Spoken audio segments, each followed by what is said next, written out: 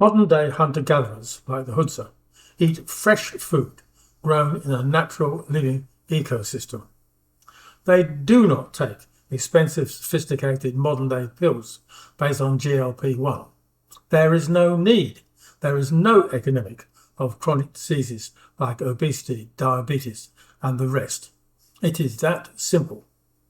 Even if you live in an apartment in a big city, you can still eat fresh food grown in a natural living ecosystem. I can show you how. It is that simple. It will take me 20 minutes to show you how and why you should. There is no financial cost, just 20 minutes of your time, but it could change your life. Take your finger off that delete button and follow me.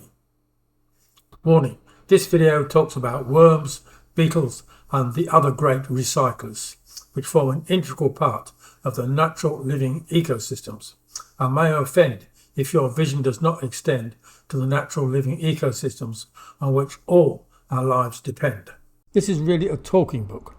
People seem to prefer a talking book with a real person, as there's so much fake in the world.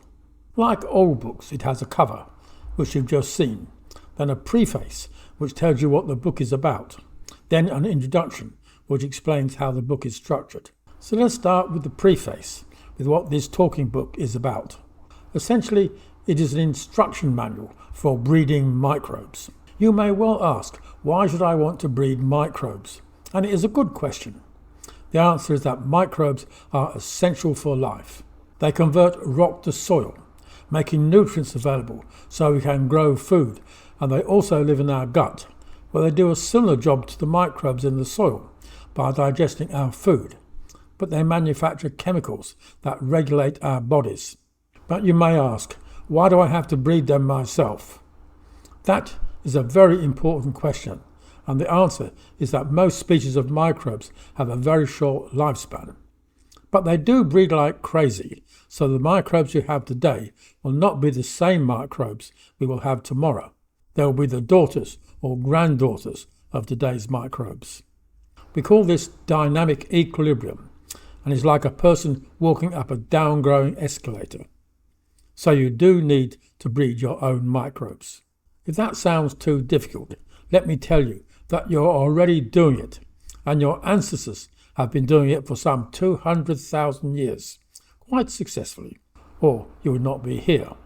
But the problem was that sometimes they would unknowingly breed harmful microbes that would make them sick or even kill them. So we tried hard to stop breeding these harmful microbes.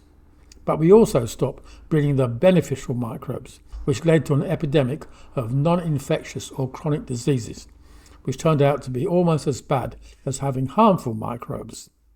So this talking book shows you how to breed beneficial microbes without breeding harmful ones. But before I get to the core, I need an introduction to tell you the story of how I got involved with the battle of the bugs. Do you ever think the world has gone crazy with all the violence, destruction and inequality? Sometimes I do, but then I think back on my life. I'm 86, still fit and healthy. I go for a long walk most mornings, ride my bike and dig my garden. For me, life is pretty good. But I remember life when I was a kid. The bombing in the war, houses just disappearing, the food shortages and rationing, the life of make do and mend. But we survived, with the victory gardens, ripping up the lawns to grow food. But I do worry about food. Humans have been on this earth for 200,000 years, and they have certainly been through tough times, with simply horrible famines, with people dying by the millions. But we survived. Now we have ample food. In fact, there's a global surplus, so why should we worry? There are two things to fear. The first is one of those things that people may decide they can comfortably afford to ignore and leave to the magic them to fix. I don't know who the them is. Maybe Donald Trump, Elon Musk, Jeff Bezos, or even Albert Albanese. The second is up to us to fix by what we put in our mouths. The issue is microbes. We seem as determined to kill them as we are to kill each other. A peculiar trait which seems to be endemic in the minority that craves power. The Earth has been orbiting the Sun for over 4 billion years. For the first 3, the Earth was a dead rock. Then microbes appeared, broke down the rocks to make soil, and life exploded. Now we seem determined to kill off those microbes that make the soil. Maybe they, that is the people in power, will fix it, or maybe not. But it won't kill us all tomorrow. For what is already killing us right now, not in the future, not to be fixed by the magic them, but you and me, us. Only we can fix it. I'm talking about the microbes in our gut. They do such a great job of keeping us alive, and have been doing so for 200,000 years, without complaint. All they ask in return is a bit of food that we can't digest anyway. Talk about underpaid. Pity they don't have a union. But just look at what they do for us. We all know they help us digest our food. But how many people know they are running a manufacturing plant down there? The factories down there manufacture the hormones that control our appetite, making sure we eat the right amount of the right food when we need it, and stop eating when we've had enough. They also produce hormones like serotonin that help us feel good about life, so we can handle the stresses of the world. And let us not forget the army we call the immune system, which protect us from the harmful microbes that see our bodies as a convenient breeding ground. Chronic or non-infectious diseases. The lack of these microbes lead us to what we now call chronic or non-infectious diseases. It looks bad. Half the population suffer from some chronic disease, and 3 out of 4 people die now from a chronic disease, all because we don't feed them microbes so they can breed. The lack of these microbes lead us to what we now call chronic or non-infectious diseases. It looks bad. Half the population suffer from some chronic disease, and 3 out of 4 people now die from a chronic disease, all because we don't feed them microbes so they can breed. The bad news is that it is man-made. The good news is that if it is man-made, we can fix it. The problem is that it is so easy to fix that hardly anyone believes it. All we have to do is breed beneficial microbes that look after us, but without breeding the harmful ones that may kill us. If that sounds difficult, requiring years of study to become a specialist in breeding microbes, let me tell you that it is easy, and we've been doing that successfully for 200,000 years without even knowing we were doing it. And then, for some inexplicable reason, we stopped. I don't understand why we stopped. Maybe we got scared by the bad microbes. Maybe there was no money for the mega corporations that make our food, but we stopped. Pet food is a big business. Why don't we think of those little creatures in our guts as nice, friendly pets that keep us alive and healthy? My first wife died from a chronic disease. My second wife's foot turned black from diabetes, and our medical advisors said we should join the other 8 million people a year who suffer a diabetic amputation. In my younger days, I was a pioneer of computer-aided engineering and was recognised as one of Australia's leading innovators. I may now be old, but I had to find a way of breeding the beneficial microbes without breeding the harmful ones. Keep it simple. And it had to be simple, so everyone could do it. Every day I'm hit in the face by this idea that if something is simple, cheap, it is not good, even if it works great. But if it's so complicated and sophisticated, it is good, even if it only works now and again. Tell Mary Jones, the single mum with 3 kids and 2 jobs, that she has to start breeding her own microbes and expect an immediate and angry response. Don't you think I've enough on my plate already? What Mary and most people do not realise is that they are already breeding their own microbes. Microbes are a randy lot and on the job within 20 minutes of being created, and at it until they die, probably tomorrow morning. The question is, are they going to be the beneficial microbes that lead to a long and healthy life?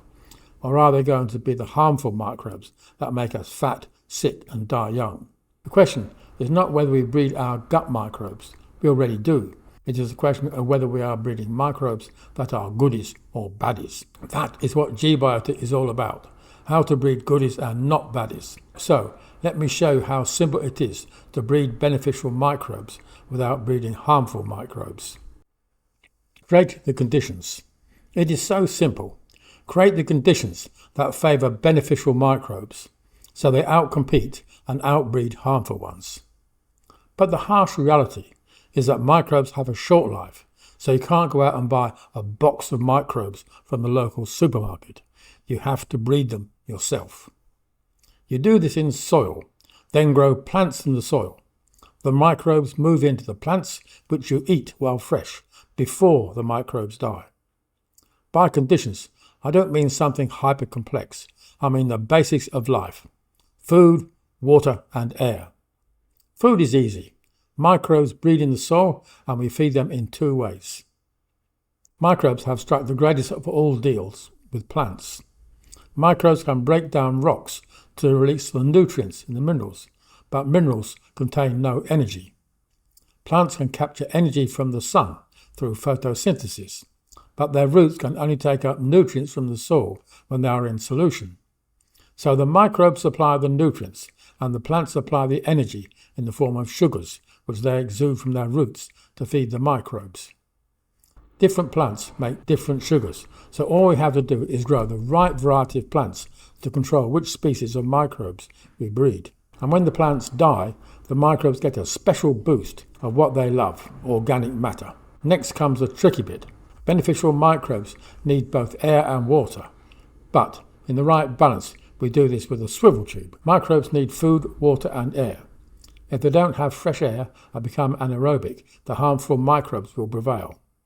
An essential feature of the G-Biotta process is to create the right balance of food, air and water so that the goodies win and the baddies lose, as used to occur in the final scenes of classic films. We do this through a process we call flood and flush. We flood the soil to expel the stale air, then drain it so fresh air is sucked in. We are making the soil breathe. We also catch the liquid that drains out, which is rich in nutrients and beneficial microbes. We call this soil blood because it serves the same function as our blood. If you're not convinced of the benefits of breathing and circulating blood, I suggest you run a little experiment without them. It will only be a very short experiment with a climatic finish. The swivel tube is a very simple way of achieving the air-to-water balance. Start by drilling a hole the same size as the grommet, typically 17 millimeters. Drill carefully, just wobbling the drill from side to side so it cuts through without a sudden breakthrough at the end. Clean up the hole with your fingernail or a knife. Push the grommet into the hole.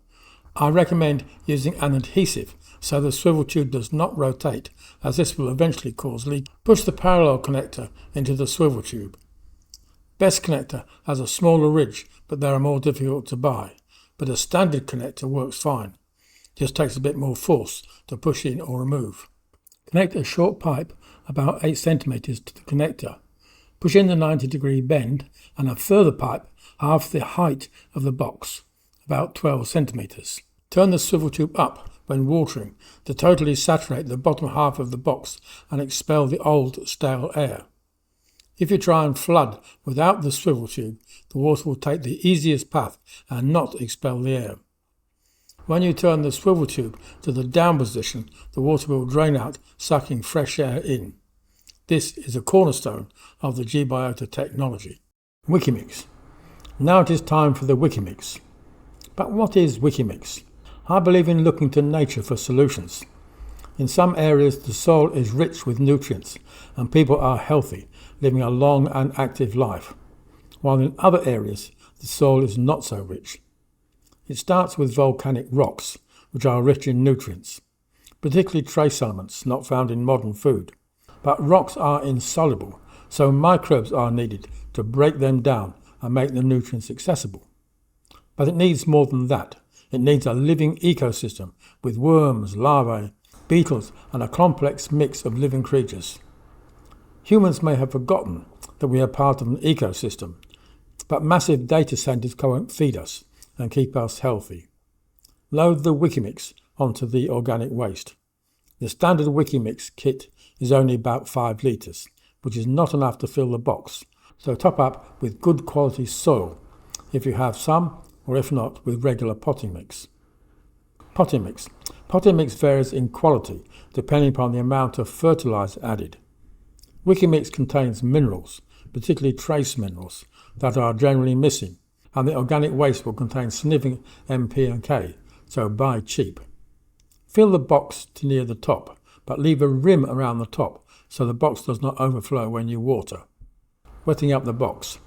I recommend you saturate the box now. Set the swivel tube to up and pour water onto the top.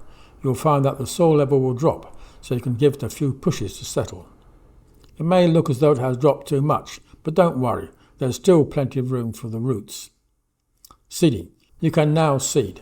Everyone seems to have their own views on how to seed. Larger seeds I tend to sprinkle on the surface.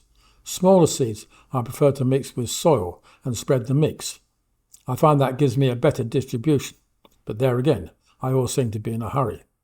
I sometimes use Wikimix as the seed cover, but Wikimix is expensive and potting mix is cheap and does the job. I've also used a thin layer of grass clippings, which is not ideal but is free. Probably best of all is vermiculite. It is so light you can pour it on thick and the seedlings will grow through, and it holds a lot of water to help the seeds germinate. Rotate the swivel tube up and gently flood the box. If you are too happy-go-lucky with a big bucket, you'll end up with all the seeds at one end. I may leave the swivel tube in the up position while the seeds are germinating. It helps keep them moist, and it should only take a week. The water won't go putrid in that time. Find out more on my website, gbiota.com. Flood and flush. We do this with a swivel tube. We turn the swivel tube up and flood, or at least the lower layers of the box.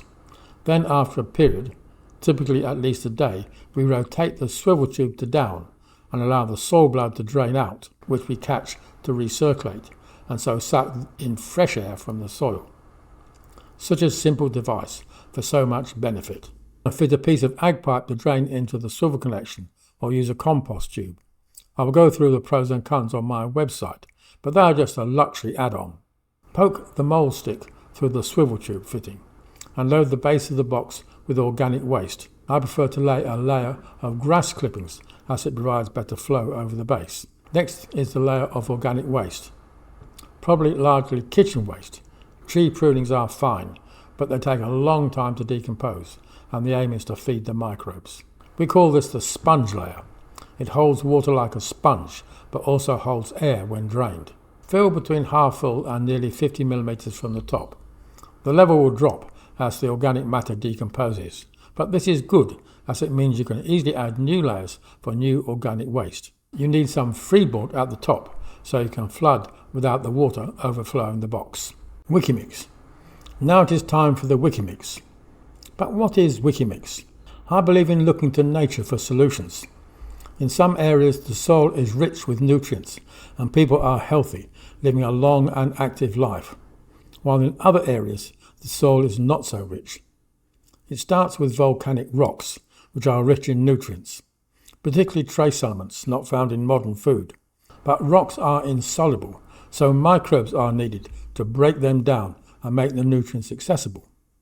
But it needs more than that. It needs a living ecosystem with worms, larvae, beetles and a complex mix of living creatures. Humans may have forgotten that we are part of an ecosystem, but massive data centers can't feed us and keep us healthy. Load the Wikimix onto the organic waste. The standard Wikimix kit is only about 5 litres, which is not enough to fill the box, so top up with good quality soil, if you have some, or if not, with regular potting mix. Potting mix. Potting mix varies in quality depending upon the amount of fertilizer added. Wikimix contains minerals, particularly trace minerals, that are generally missing, and the organic waste will contain significant M, P and K, so buy cheap. Fill the box to near the top, but leave a rim around the top so the box does not overflow when you water. Wetting up the box. I recommend you saturate the box now. Set the swivel tube to up and pour water onto the top. You'll find that the soil level will drop, so you can give it a few pushes to settle. It may look as though it has dropped too much, but don't worry, there's still plenty of room for the roots. Seeding. You can now seed. Everyone seems to have their own views on how to seed. Larger seeds I tend to sprinkle on the surface. Smaller seeds I prefer to mix with soil and spread the mix. I find that gives me a better distribution, but there again, I always seem to be in a hurry. I sometimes use Wikimix as the seed cover, but Wikimix is expensive and potted mix is cheap and does the job. I've also used a thin layer of grass clippings, which is not ideal but is free. Probably best of all is vermiculite. It is so light you can pour it on thick and the seedlings will grow through, and it holds a lot of water to help the seeds germinate. Rotate the swivel tube up and gently flood the box. If you are too happy-go-lucky with a big bucket, you'll end up with all the seeds at one end. I may leave the swivel tube in the up position while the seeds are germinating. It helps keep them moist, and it should only take a week. The water won't go putrid in that time. Find out more on my website, gbiota.com.